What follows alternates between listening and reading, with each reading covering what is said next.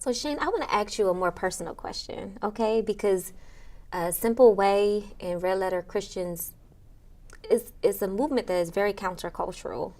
And I know there must have been a moment in your life where you just decided or you just felt compelled to say, this is the way, this is my vocation.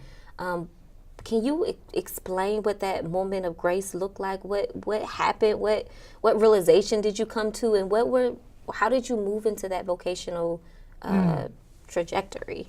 Well, there have been lots of moments, I guess, and I guess maybe it's more of a movement than a moment that has happened. And I love that scripture. It says we work out our salvation with fear and trembling, that this is a process that of being converted. That there are certainly those moments where I went to the altar, tears and snot flying everywhere, and gave my life to Jesus.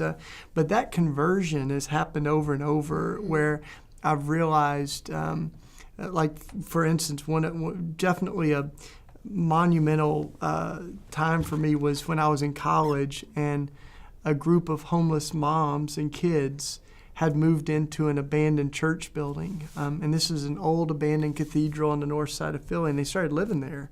They didn't have anywhere else to go, and the archdiocese that owned the building actually gave them an eviction notice. Said if you're not out within 48 hours, you could be arrested for trespassing. This has been abandoned for years, There was 3,000 families on the waiting list for housing. So these families, these moms, they organized, and they hung a banner on the front of the cathedral that said, "How can we worship a homeless man on Sunday and ignore one on Monday?" And they held a press conference, and they said to the Catholic officials, they said, "We mean you no disrespect, but we've talked to the real owner of this building, the Lord Almighty, and God said we could stay," and they stayed.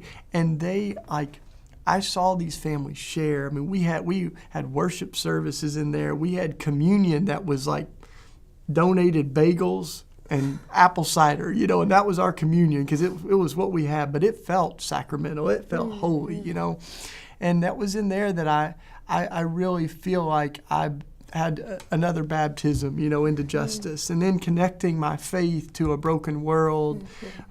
So to this day, I went to Princeton for a while, but I have learned more from the tears of homeless mothers than any systematic theology book ever taught me.